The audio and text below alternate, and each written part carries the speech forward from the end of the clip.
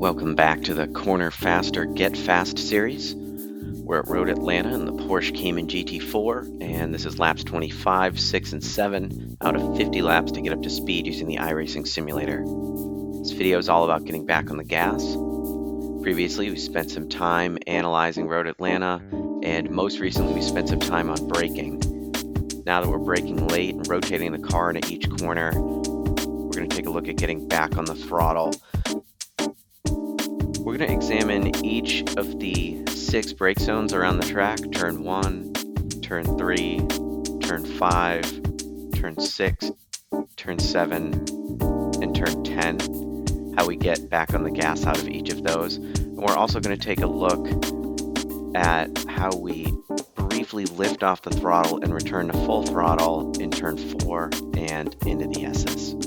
Back out on track, talk about the purpose of getting back on the throttle, and there's really 3 things that we're doing. The first thing that we're doing is we're ending the coasting period.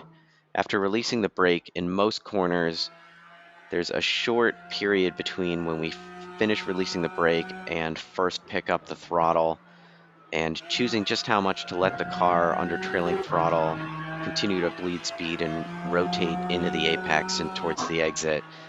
That's the first thing that we're controlling by getting back on the throttle. When are we ending that coasting period and taking control of the rotation with the throttle? The next thing we're doing is controlling that rate of rotation, either increasing or decreasing, or trying to match it exactly with the rate of throttle application from minimum throttle to maximum throttle. And the third thing that we're doing is we're accelerating the car. Perhaps the most obvious thing we're doing, accelerating the car out of the corner by getting either to max throttle or significant throttle, depending on which corner we're exiting. With that said, we can take a look at getting up to wide open throttle in a few different phases of throttle application, just like how we looked at the brake pedal. The initial phase should not have any spikes in it, taking out any slack of the system smoothly but quickly, and then controlling the progressive input to maximum throttle in a way that manages the weight transfer and rotation, and then finally getting to wide open throttle as quickly as possible. So that being said, let's back up just a little bit and let's take a look at a turn-by-turn breakdown at each of the 8 places around Road Atlanta where we get back on the throttle.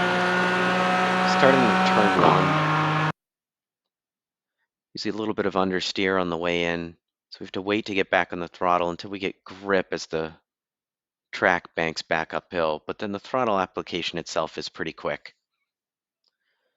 Moving up to turn 3, we need to control the throttle over the turn 3 turn apex curb, which usually causes a bit of bumping in the car. And then finally, when we land, sometimes we can squeeze in a little bit of full throttle before breathing off the throttle a little bit into the top of the S. So we'll take a look at that. Sometimes we need to come off the throttle briefly into turn 4, but because we went long at turn 3, there was a little bit of a throttle, a little bit off of full throttle, just to let the car settle a little bit before finally pinning it.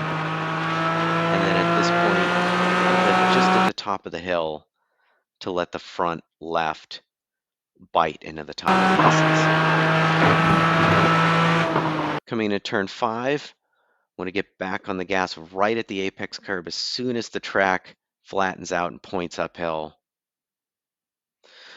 When I say flattens out, I mean we lose some of that camber initially on the way. And we'll look at that one more time. This is a pretty important acceleration zone. So on the way in, it's a little bit of camber at the apex. And then once the car's settled on the other side of that, definitely want to be wide open throttle for that entire patch of pavement all the way through the exit. Moving up to turn 6, get back on the throttle at apex to exit, really just controlling the car and then trying to get to wide open throttle just a little bit between 6 and 7, hustle the car just a little before getting back on the brake. And then coming out of turn 7, trying to get to wide open throttle at the end of the apex curb and sustaining that all the way through the exit curb.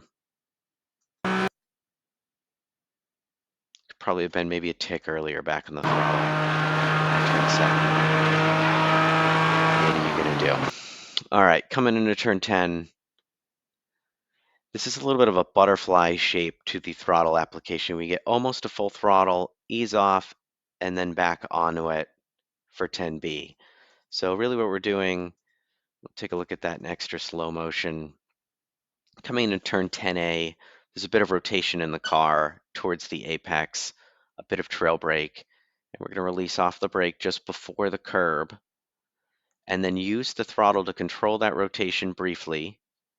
But we're not ready yet to turn in for 10B, so we're going to accelerate for a short period before finally easing off a little bit to let the car turn in, and then right back on it to start accelerating into the apex curb, and finally wide open throttle again through that apex curb and towards the exit.